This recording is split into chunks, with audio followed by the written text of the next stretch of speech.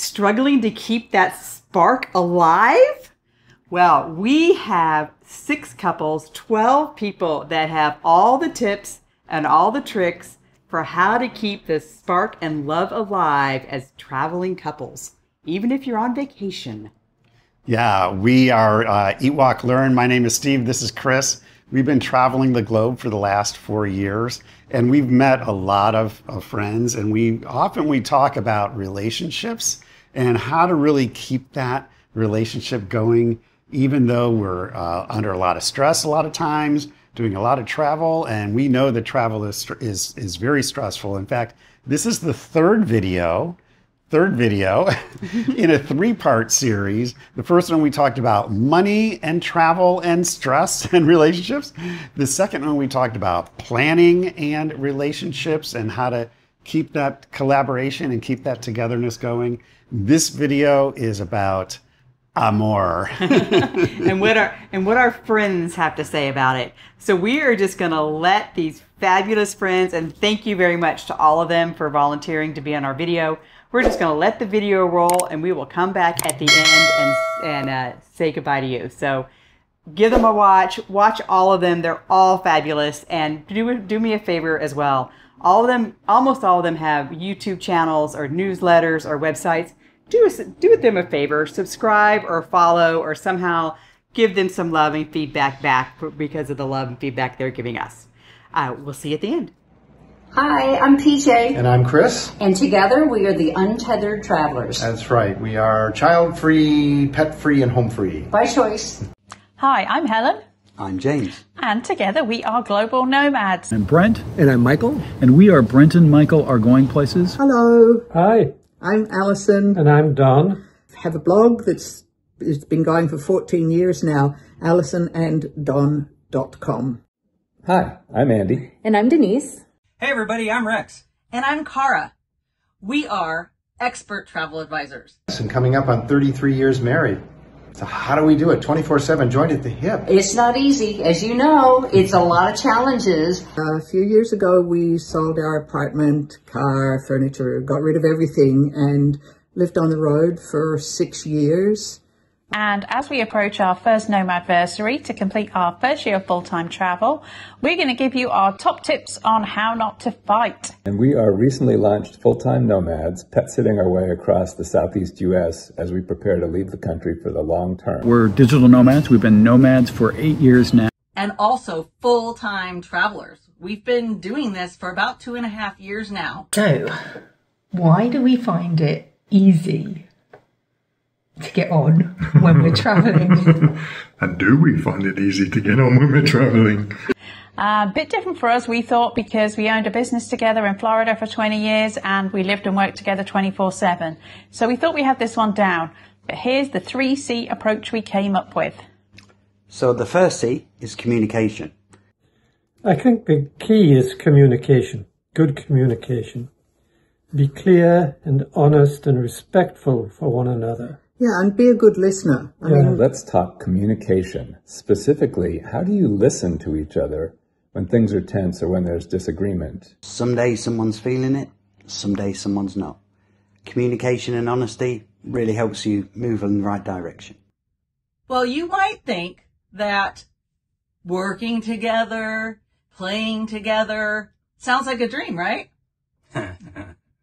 Well, spending 24/7 with your spouse in tiny cramped cruise cabins, hotel rooms, and even airport lounges, just being together all the time, can definitely be a recipe for divorce.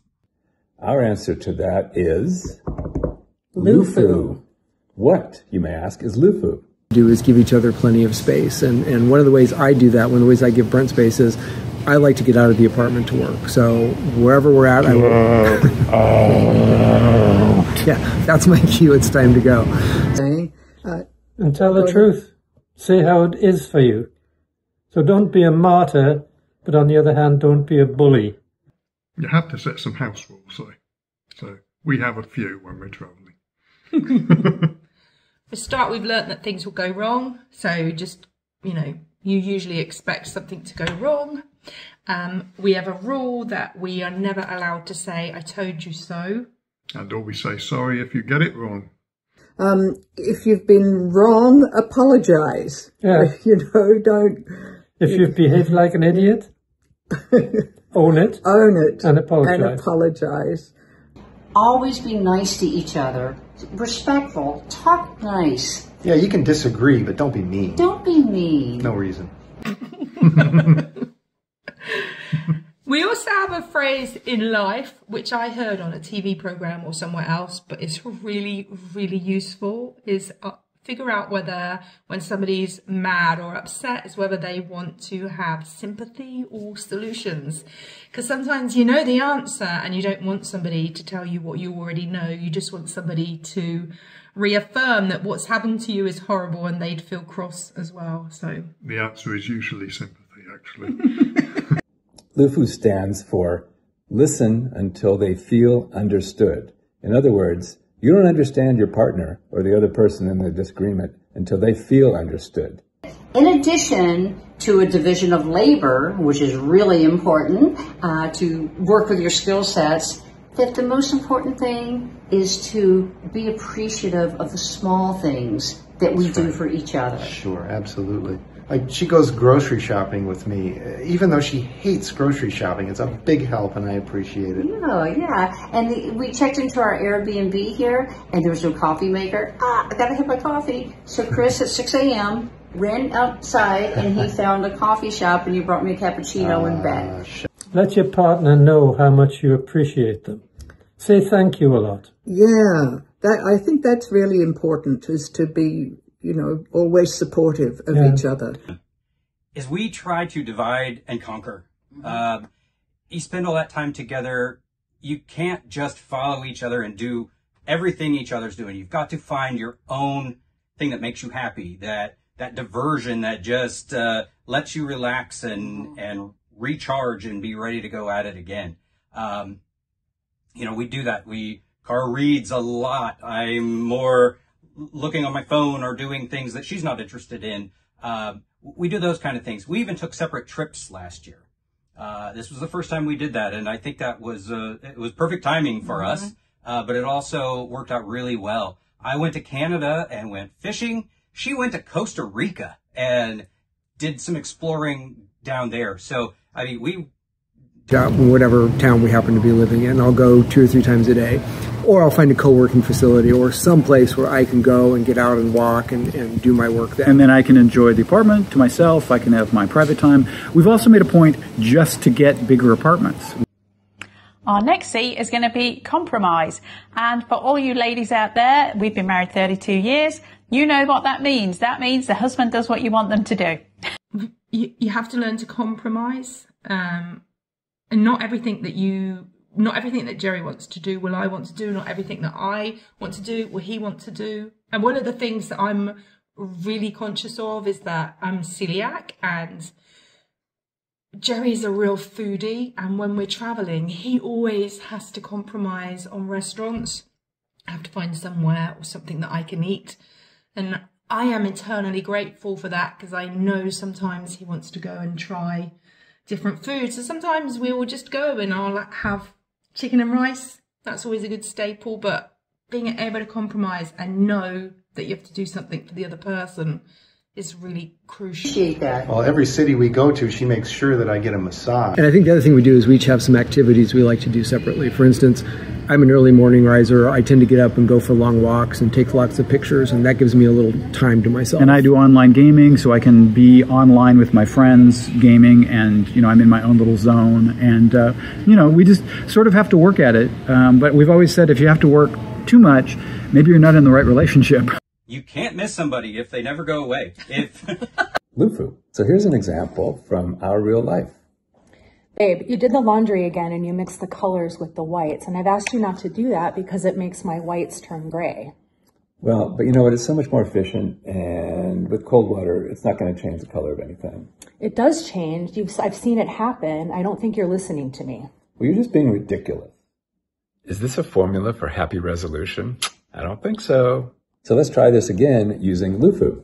Babe, I noticed you did the laundry again and you mixed the colors with the whites. And I've asked you not to do that because it makes my whites turn gray.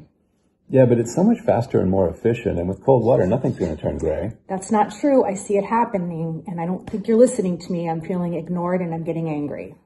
Wait, so you're saying when I don't listen to your wishes about the laundry and kind of override you, that makes you angry and resentful? Yes, exactly. Ah, that makes sense. Is there anything else? Well, I wish you would just listen to me first before rebutting what I have to say. It's the little things that really make a big difference, and we just show appreciation for each other. I can tell you right now, 99% of all the fighting we do is because one or both of us is hangry, and you all know what that means.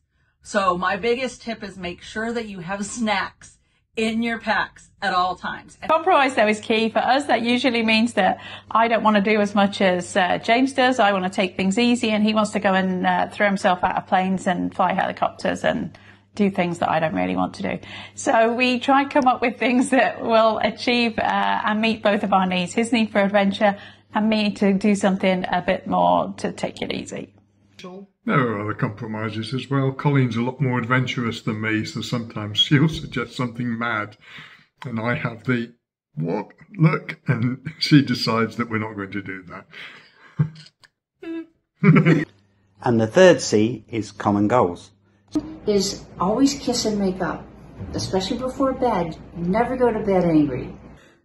Physical contact, hugs are important. Hugs are important. Okay, I think I get it. And I promise I'll really try to listen to you when we don't agree. And I'll probably mess up a lot, but I'm committed to getting better and to learning to use the skills of Lufu. Me too. Aw. I love you. I love you too. Keep the romance alive. Now, this doesn't have to be grand gestures and diamonds and champagne every day. It's the small things. It's everyday life. So it could be bringing your significant other their favorite treat. You know? We always carry an emergency tea bag so that when things get really, really tough, there's always a cup of tea. So that's always a good option. Helen does all the packing. I generally do all the unpacking. Planning. Spreadsheets. I'm in charge of purchasing. Purchasing, yes, elephants. Finance. There's a myriad of roles and responsibilities. If you think that this lifestyle is one person sitting in a hammock drinking beer and the other person doesn't want to do that, this is not going to work for you. My mom told me this. Never go to bars without each other. There's words to live by. I guess my daddy was a player. I don't know. So that's how we do it. That's how we keep from fighting too much. Except, Brent, I totally think you were wrong about that first answer. All right, take care, everybody. Bye. Bye. At the end of the day, travel's an adventure. And so is marriage. As long as you can find a way to laugh, communicate, and feed each other when necessary. But we've had some really big rows when we've been travelling. It's not all sweetness and light. It's just how you get over that and just get over yourself sometimes. And we decided that this little prayer, even though we're not particularly religious, but this little prayer most probably sums it up. Says, God grant me the serenity to accept the things I cannot change, the courage to change the things I can, and the wisdom to know the difference. That's very true. So that's our little tip for how to travel happily together without killing each other. And finally, choose love. Always choose love over anything else. Yeah. Weren't they just fabulous? I mean, the last tip. It's amazing. Always choose love. And that's where we'll end it from here. See you next week.